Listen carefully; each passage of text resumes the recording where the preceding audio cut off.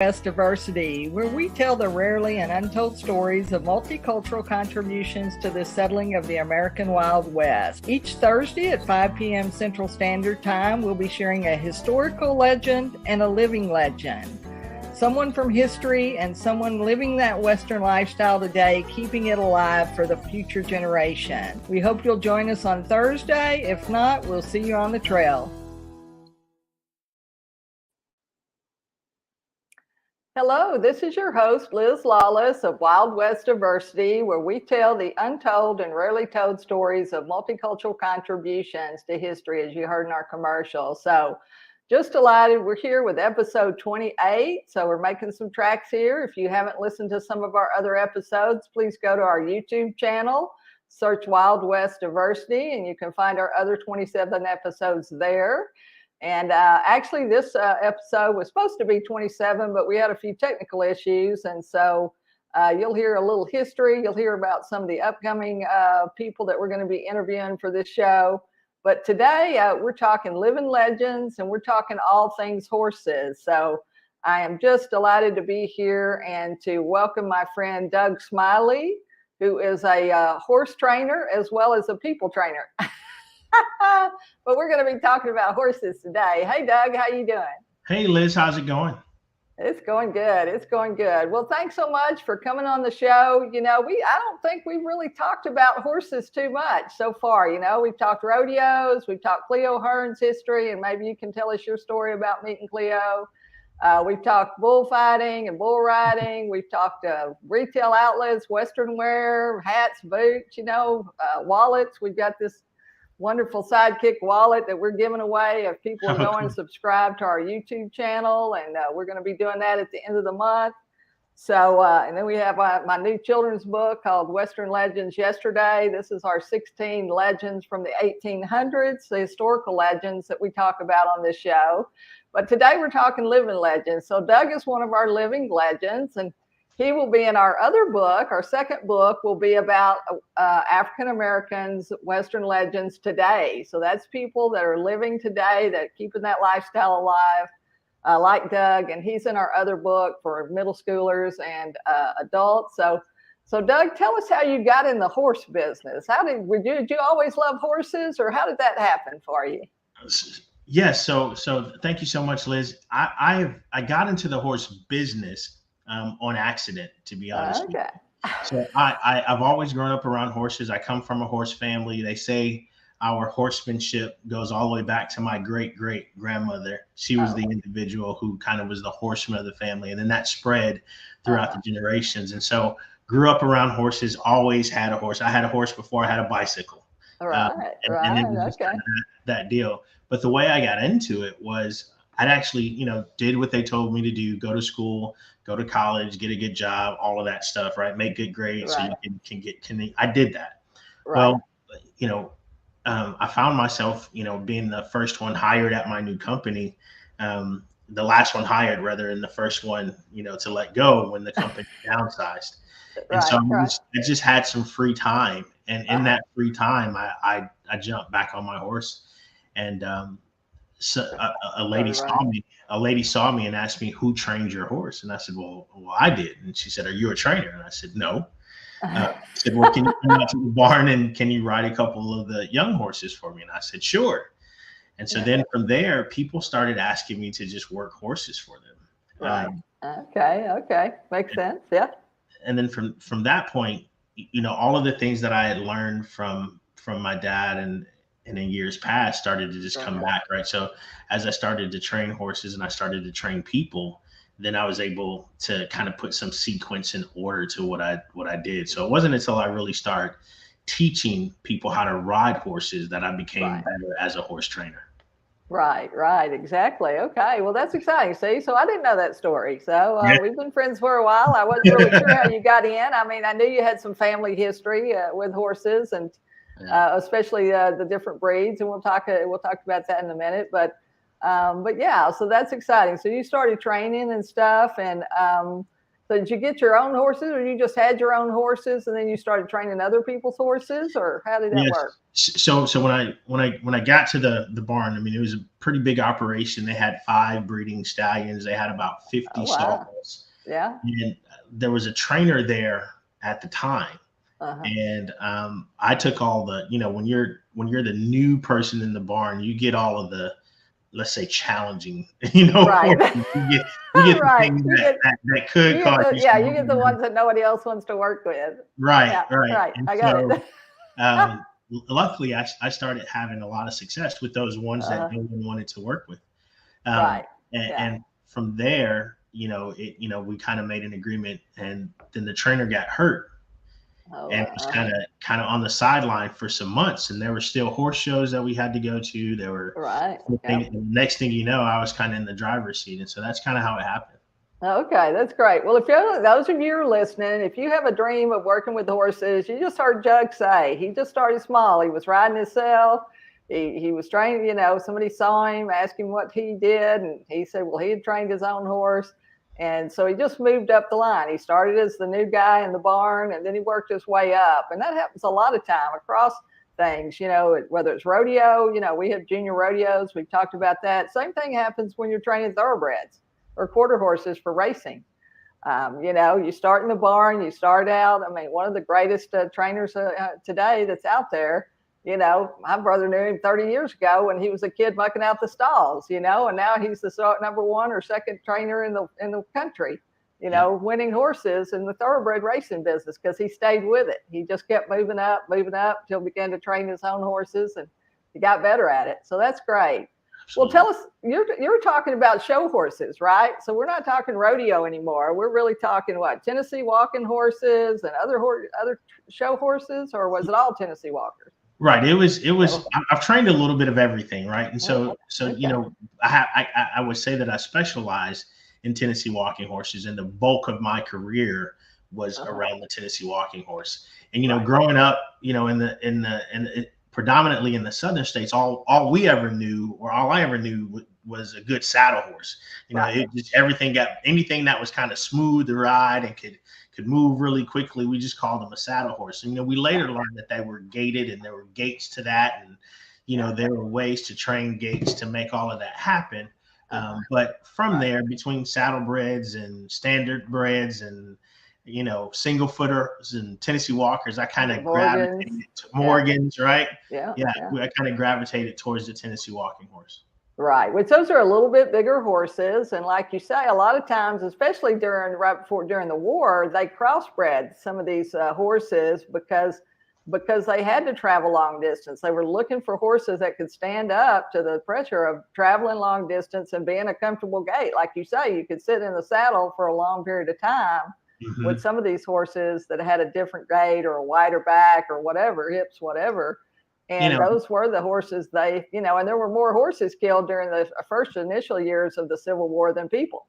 Absolutely. And, they were also workhorses. And so, today's breed is a little bit finer boned and more refined, because we wanted something a little bit more elegant looking. But the original, if you go back, the original design, if you will, of the Tennessee walking horse was a horse that could plow the field all week.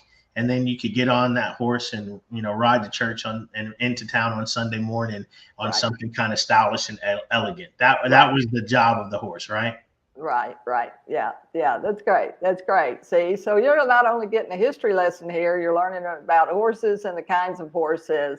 So how did you meet Cleo and get involved? Because that's where we met too. We met at the rodeo because you were one of our special entertainers. And tell me a little bit. I don't even know how that story happened. So tell me about that. Yeah, it's quite funny because I didn't really meet Cleo.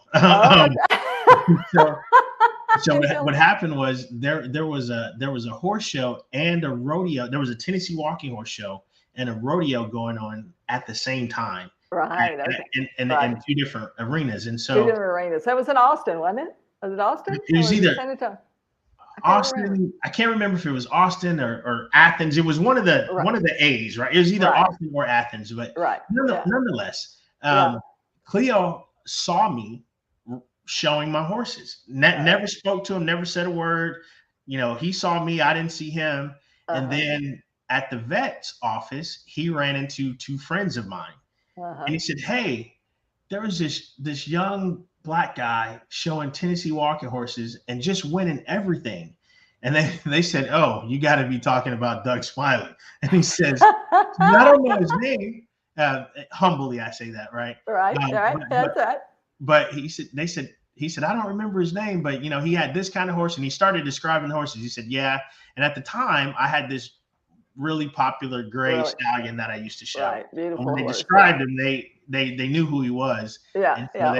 so Sorry about that, but Cleo recognized the horse before he recognized the rider. He was all about horses too, Right. And so that's how they put me in contact with Cleo, and he said, "Man, I'd love for you to bring that."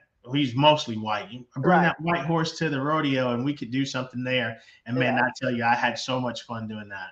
But that's how we met.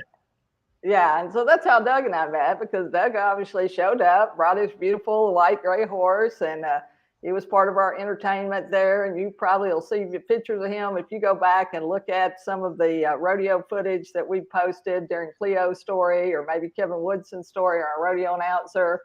If you see a guy in a tuxedo on his horse that's tied stepping high, maybe white, it may be brown, but that's Doug Smiley on that horse there. So it was great fun, and it was really nice too for us as the rodeo to share this additional history and culture, because when you came and talked about the Tennessee Walkers, then we were able to share information. We were able to go to the organization and get materials, get brochures and posters, and give those out to people that came to the rodeo. So when they came to the rodeo, like you say, not only did they learn about this history of African-American trainers and Southern horses all across the South, but they also got escaramusas, our drill teams. We wanted people between the rodeo events to be educated. So our motto was always, let us educate you while we entertain you. Let us show you the things that all of these different cultures have done that nobody talks about. So I'm really glad that you're here sharing this with us, Doug. And like you say, this show gets pulled down as a podcast and goes out across multiple podcast platforms. It gets archived to our YouTube channel. So it'll always be there in our Wild West Diversity channel, and people can go back and listen at any time. So so this will be great information for people. So tell me what was the most, what was the biggest struggle, when you were training, and what was the most fun or the biggest surprise? When we start to talk about diversity, in particular the African-American role throughout the entire equine world, I think the biggest struggle has been the same struggle that there's always been, is recognition, right? Except, there were a lot of people who made, huge contributions to training, to breeding programs, to marketing efforts, right? And then the talent, but oftentimes not recognized. And so I think even in a modern era, that was still a challenge. I would walk into a barn with my clients, and who, there would be a large conglomerate of Caucasians. Of people, of clients who were Caucasian and not Black, and I was the only Black person, and people would just assume that I didn't own the barn. Right. They just assumed that the barn was owned by somebody else, and so and you were just working there. I just worked there, right? And I think. Do I think that was malicious on people's part? No. Do I think that was habit that people may not have been aware of? Absolutely, right? And so, uneducated. Right. And so I always, I would tell people, I said, you can't always change what a person thinks or the experiences that they've had in the past, but you can change the experience that they have with you. Right. And a lot of times that was kind of, so when we talk about struggle, I think that my struggle was just that. But Liz, the Wild West Western diversity and the things that we've done with you and Cleo, it was because of your efforts that we were able to get Frank White inducted into the Tennessee Walking Horse Hall of Fame, and a couple of others, because that had just gone unnoticed for some years. And so those types of things always make the struggle worth it, if you will.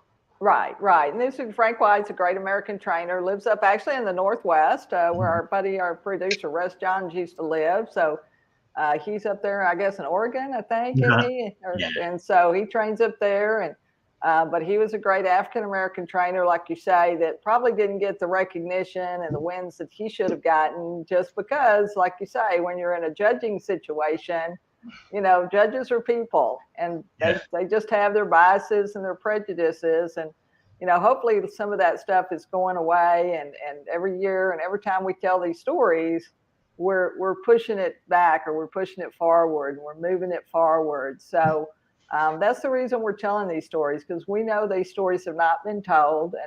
And we think people need to know. People need to know about the contributions. One, because they can connect to that heritage, especially kids. sure, And as you know, kids that grow up in the city, you work with kids all across the board for sports, all kinds of sports, not just horses. right. But they don't know any other experience when they grow up in the city. They don't know where horses, they don't know where milk comes, they don't know about cows Right. and bulls, and they just don't know about farm animals or all of that. All they've seen them is in a book, or maybe on a movie, or the television.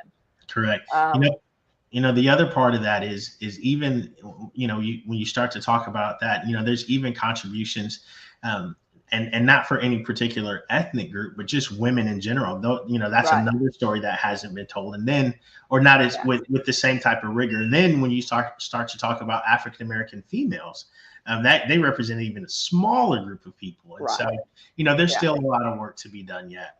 Yeah, there is, for sure. There's no question. And so that's why we're here every Thursday at 5 o'clock telling these stories. We're going to keep bringing you people like Doug, who are living that legacy today, that in some form or fashion, they might be artists, they might be horsemen, they might be rodeo people, whatever they are. And if you know somebody you think we ought to interview, put it in the comments, comment on the things. We're on social media across the board. You can follow us on Facebook, LinkedIn, YouTube, Twitter. I mean, all you have to do is search Wild West Diversity and we're going to come up. So something about the show, or something about something that we're doing. So, well, Doug, so I know that you kind of took off for a little bit. Are you back training again, and all of that kind of stuff? Because I know job wise, you kind of shifted too, didn't you? So Right. I kind of went back to corporate America. I've got three daughters, one in college, one on their way to college. And Yep. so I just had some other opportunities. God, I can't believe she's in college. It's just, I know, I just right? in my mind, I just see her as a little bitty girl. I just see her as 4 or 5 or 6. It's just hard Yeah. for me to go. These kids are grown up. Yeah, Like, can you believe that she's in college now? I know And it. so, I know it. Yeah. but so let me answer the question like this: do I still have horses, and am I still involved? Absolutely, I am. Yeah. Not to the same level. Right. And so one of the things that happened was when you have the pressure to win, all the time, it can taint the enjoyment. So I kind of had to step away to get the enjoyment back. Right. Whenever, Because you're working with clients. You're not just working for yourself and riding for yourself. You Right. were training other people's horses, and their expectations are weighing on you, or their kids, or people that their kids riding. And I bet that's like you say, a huge lots of pressure and lots of expectations. So someone I'm glad goes you and took a break. Yeah, for sure. Someone goes and they spend, 50, 60, $100,000 on a horse. They expect that horse to win. If that horse does not win, it's not because of the horse. Right. It's obviously something that the trainer has done. Right. Or it's did not the rider. It's not the horse not the rider. Right? No, it's the trainer. Yeah. It's the trainer. And so, Yeah. and then to be honest, I accomplished a lot in a short amount of time. I didn't. Right. I don't have any major world titles, but I got to the point where the drive for the blue ribbon just wasn't there. I didn't need the blue ribbon to validate, whether or not I was. You were a great trainer. Yeah. Yeah. So I took a step back, and then now, I'm able to enjoy it the way that that was the most rewarding to me. It was never the ring and the ribbon that was the most rewarding. It was helping an individual and their horse connect. In whichever way that was. And so now I get to train people, I get to be and horses, but I get to be extremely selective. Right. That's right. You're right. Who you work with. That's right. It's good to get old enough to be selective, isn't it? Yeah, that's right. To choose who we work with, because life's too short, and we've all met them. We all know miserable people. We all know real demanding people. We know people that are drama all the time. And, those of us that get to a certain point, we say, I'm tired of that. And I don't want that anymore. Right. And so luckily, we eventually get to that point where we can make those choices. So I'm glad you're at that point now. But I know that, like you say, with the kids coming up, you got to take care of your family. And I know it's a big thing for you as well. So that's interesting that Cleo saw you and that didn't even know your name, and you didn't even know. Did you know who he was or not really? Because your stuff wasn't really rodeo, was it? Well, no, it wasn't. But I had gone to Cowboys of Color Rodeo in the past, and I just went as a spectator. Yeah, as a spectator. Yeah. And so it was a lot of fun. I love the events. Had no idea who Cleo Hearn was, and then after I started just kind of reading, but this is before he ever reached out to make contact. Just reading about it, and I zeroed in on who kind of was the driving force behind that. Right. And so I knew who he was in reputation. Right. Yeah. For what he had done for the rodeo scene, but I didn't know him personally. Right. Well, and I think Tyrus kind of had a similar thing because Tyrus worked at Ford. He was part of our relay races, so he's one of the leaders of our Texas Express relay racers, and he actually had worked for Ford, and because they were the closest dealer, Townies Ford, they have territories, and so because we had the rodeo at Mesquite, they were the closest dealer, so we had to go to them first and say, even though Cleo, we had a relation with North Texas Ford and out in Richardson, and they had supported us for years. You got to go and ask that stuff. And then they said, no, we want to be involved. We got a guy right here, Tyrus, that has horses, and he rode horses and had horses, but he hadn't, he'd done some calf roping, I guess, or something like that. But the same thing, he had heard Cleo's name, but didn't meet him. He'd been to the rodeo, and then once he did, he said, how could I get involved with that? Which we all did. We all said it. And we're all here, and if Cleo calls us today, we go, yes, sir. Where do you want us to be? What time? Right. Where am I going? What time do I need to be there? Yeah, it's always been so much fun, in those rodeos. I never forget, I don't know if you remember, Liz, but when I would go out in the ring by myself, I would always towards the end, I would always try to find a kid, in the stands to ride out of the ring with me. And it was just so funny, just to hear, like, no one could ever hear except for me and the child who I think about how crazy that is. Like these people didn't know me from Adam. And they let you ride up and take your child over the over the rail and ride off with them.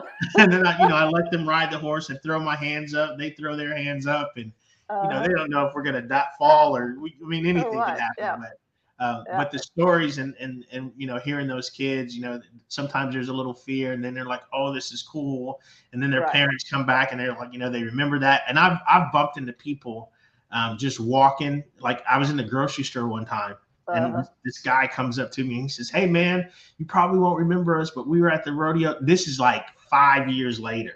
Right. And he's like, you grabbed my son and he got to ride your horse. And his son was, of course, bigger then. But moments like that are priceless. Right. Priceless. So the experiences were priceless. And Doug certainly, and I thank you, Doug, for sharing that. So because I know that y'all that are listening and Doug, so that Cleo has just been nominated to be inducted into the National Cowboy Museum and Hall of Fame in Oklahoma City, which is obviously the big dog, the biggest honor in the country, for cowboys, next to the PRCA Hall of Fame and the PBR Hall of Fame. So congratulations to Cleo and his family. And I know, he's kind of easing out. He's 83, a little bit of short-term memory loss. So the boys are transitioning and taking over, and Harlan's stepping up. They've always been there. They've always helped. They've always been behind the scenes working. But now him and Wendell are having to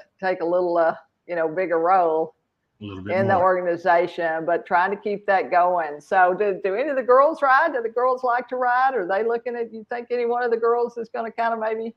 So the youngest one. Yeah, so it's really. I have three, 19, 16, and 11. So the 11-year-old, she is the horse. She's the horse lover. Yeah, she's horse crazy. Right? Yeah, I knew she was when she was like, hey, can I just go to the barn with you to feed and clean stalls whenever? And she right. like it's in you when you're okay with going to clean stalls and right. You understand that that's just a part of what it takes to take care of them. Right. Yeah. I was like, all right, she gets it. She appreciates it. Right. Right. Yeah, that's right. That's great. So she'll be coming on here. So are you gonna go back and show any, or are you just gonna train some, or what do you think? What are you thinking about? So I have gotten the itch to grab a young horse and maybe take it all the way up and see how well we do. I do have about one or two more shows in me. Just Right. I think that competitive nature never really dies. Never goes away. Yep. Because you were an athlete yourself growing up, weren't you? And played all kinds of sports. Right. So my I did football, basketball, that type deal. So I've always been I've always competed in something. Right. But my wife has a horse that's good enough to show now, and we went to a horse show one time. So and she actually showed the horse, and she said that we probably were going to get a divorce because I turned into a different creature.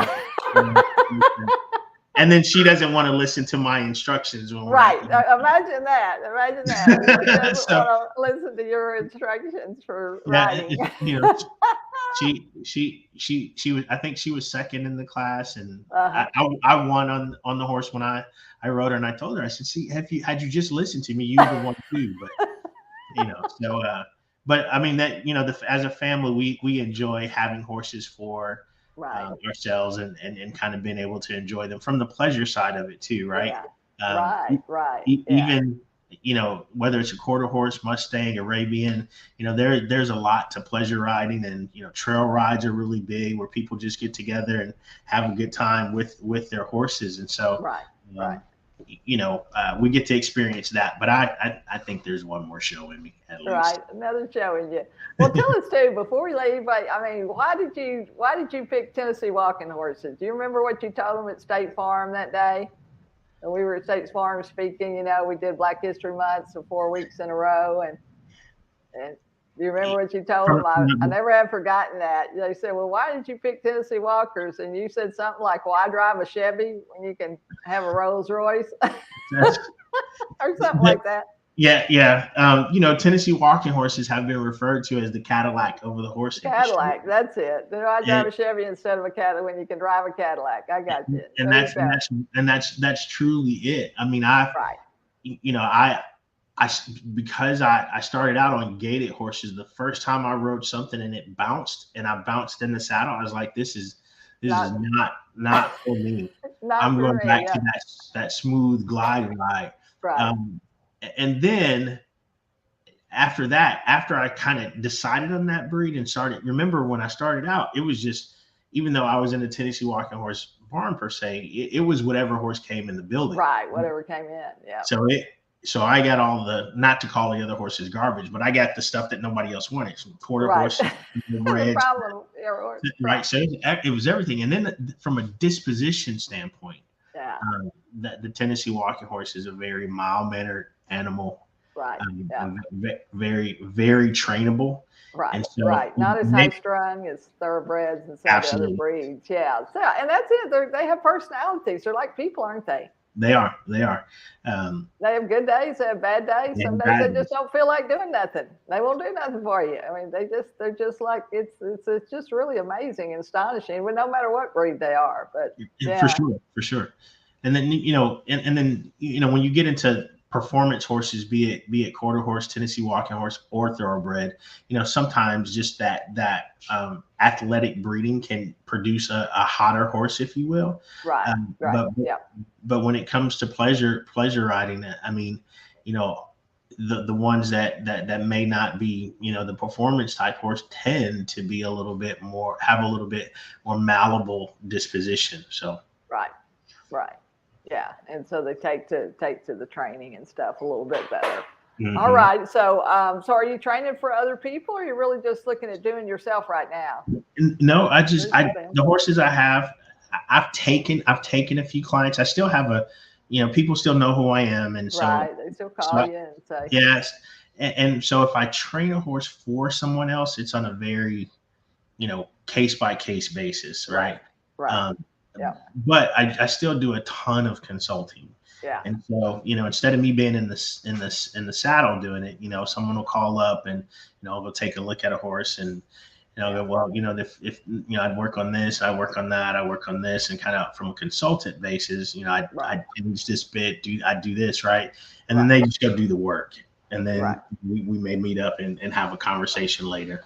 Right about it. Okay, well, great. Well, our time goes so fast. We've already been here 30 minutes. We're so glad that you came and that you talked to us today about horses, because it's a different aspect, but it's certainly an aspect of our cultural history. It certainly was a part. Those horses continue to move across the Western landscape, as people moved west after the Civil War from the Mississippi River. They brought their horses, they brought their, with them, and as they traveled and made new lives. And so you continue to see that across the Western plains. And so maybe we can have you back, when you start competing again, and we'll come back and talk a little bit more about those blue ribbons and winning those blue ribbons, because it is. I mean, it's an accomplishment, and it's like you say, it's that relationship between the man or a woman and the horse. Mm-hmm. And it's a special relationship. So if you have the opportunity to be around horses, it becomes a lifelong journey, doesn't it? A lifelong love affair, I guess, is what you would call it, because it really is. For sure. And, you have individuals and people, there's almost this community of horses, right? There's this unspoken thing that everybody that's involved with horses, or if they have horses, they train horses, they show horses, or if they just ride for pleasure, it's like this community of people. We all understand the unspoken thing that makes us, that draws us to the animal, right? Right. It becomes family. Yeah. And it's an extraordinary experience. And this really is this whole underground culture that people don't know about. Mm-hmm. Whole underground culture for show training, for showers, people that show horses versus people that rodeo versus people that race horses. But it all starts with that love of horses. So, well, Doug, thank you so much for being here on Wild West Diversity. Like I say, you'll be able to go back or tell people they can go and watch the show on our YouTube channel.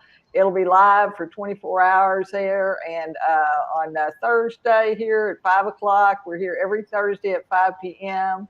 So we'll hope you'll come back next week. And in a couple of weeks, we'll be maybe talking with another horse whisperer.